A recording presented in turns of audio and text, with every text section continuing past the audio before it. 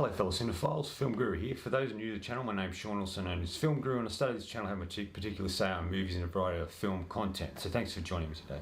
Today I'm reviewing the Australian film Talk to Me. This was written and directed by brothers Danny Philippou and Michael Philippou.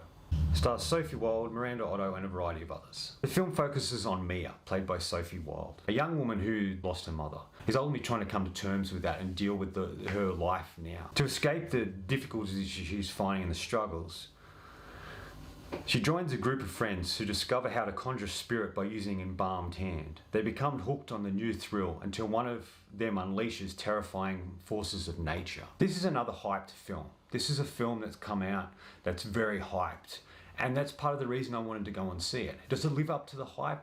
I don't really think so, but it is still really solid and very well done. These two brothers who came from YouTube, and this is their first feature film. I think it's fantastic what they're able to accomplish. Their prosthetic work is really great. I like the suspense and thrills that they create in the film. It's much more of a dramatic film in part than it is just a straight horror, but all the horror stuff is very well handled.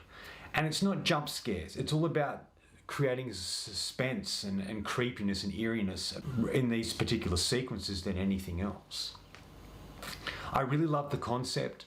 I love the concept that there's this hand that you attach to, and you say particular words and you get to see spirits, and then they also get to, if you allow them, come into you. And I think that was kind of interesting and great concept. In a lot of ways it reminded me of Evil Dead, except it wasn't a book, it's a hand here, but it's the same sort of premise and concept.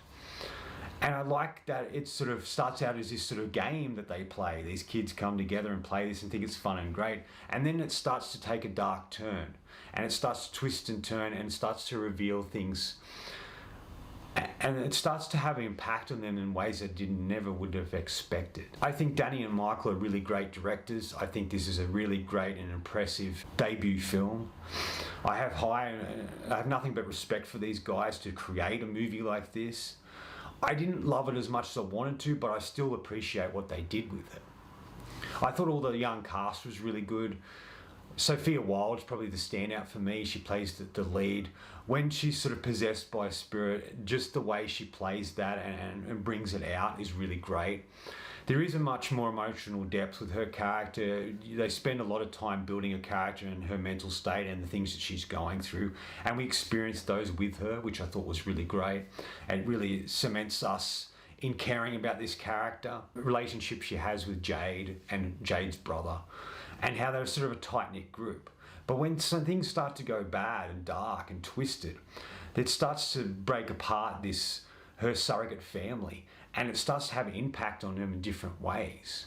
I like that it sort of becomes an obsession with her, trying to connect to her mother and trying to connect to things from her past. I think it's really interesting how they go about that. A lot of people are talking about how shocking and scary this film is. Maybe I'm a bit desensitized, but I didn't feel that it was that shocking. If you want shocking, watch Brandon Cronenberg or his father, David Cronenberg, or Lars von Trier. Now, they're shocking filmmakers, and they do it in a creative way. But I don't feel this film was shocking. I think it felt a lot like other films I've seen, like I mentioned, Evil Dead, The Babadook in a way, and a few other horror films that are done in this particular style. But it does handle the subject matter in a creative way and does something a little different in a way, and I like that. I love the idea of the hand. I think that's brilliant, and I just would have liked to know a bit more history on that. Typically with films like this, you have a group of people or a couple of people involved in something that's in the supernatural realm that they can't control and they don't understand, and they go to someone who's experienced that, and this person starts to tell them what they're up against. They have a moment in this film like that, but there isn't enough depth to really have that same effect that you see in horror films to deal with this sort of subject matter in that particular way. Like I mentioned, the prosthetic work is really great, the way they deform and make particular characters look and the spirits themselves. I think it's very clever in parts. I think what it does well and handles well, like I mentioned, is the horror elements. All of those are really well done. There's some really great sequences in it. especially when you first start to see what's on the other side when you touch the hand, and we get to see the perspective from the other side of that person experiencing what they see and what they go through, and just how it sort of shifts your perception in a lot of ways. I thought that was really clever. I like there are bits that begin slowly with weird things happening and then it quickly escalates. I like I mentioned, all the suspense moments. It's more about suspense than it is jump scares. And I can see maybe that's why people find this scary or shocking, because it doesn't go the way other films do. But that's kind of a refreshing take on that, because we are filled with horror films that are just taken up by jump scares. But I think that by doing it more suspensefully, like someone like James Wan would, gives the films much more suspense and much more unsettlingness than you would usually get from a jump scare. In the session I saw it, the cinema was dead silent. It was like everybody was invested in this. Everybody was connected to it and they were drawn to it. They didn't know what was going to happen next. And that created this atmosphere in the cinema that I really loved. I very rarely get to see a horror film and have that experience where we're all connected, where we're all silent and we're all immersed in this film. I think the ending is really great. I like films that don't have a clean cut and clear ending. I like films, especially in the horror genre, that kind of end in a way that makes sense to the story. And I think it's really well handled here. It's beautifully shot in many aspects, especially some silhouette shots, and just the way that they create the horror in the scene is really clever. And I just really like the overall look and feel of the film. I think it's very well done, and like I mentioned, it's quite an extraordinary debut film for any filmmaker. One thing that bugged me a little bit was the writing. Some of the dialogue was a bit clunky, and just the way characters spoke, it just didn't feel real to me.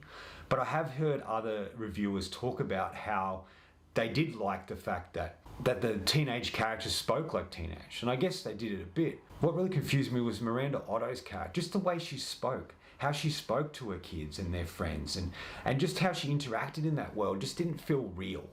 There was something about the way that the characters spoke that just didn't come off real or as good as it could have, in my opinion. With horror films, I know you only have a short period of time to create who these characters are and their experiences so we connect to them. And I can understand why they did that with the Mia character at the beginning of the film. But part of me felt like we should have just jumped straight in. We should have just been at a party. They were simply talking about this particular hand, and then we go into the experiences. And then throughout the film, we start to learn things about that main character or the characters. Like, even though it worked okay with what they did, I just felt it would have been far more interesting to jump in like that. But that's all I disliked about the film. Otherwise, I thought it was really well done. Final thoughts.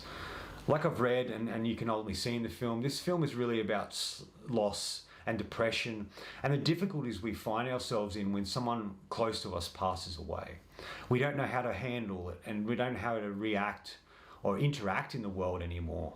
And it's really a journey that we go on. This ultimately does that through the horror aspects of the movie. I'm going to give Talk to Me 4 out of 5.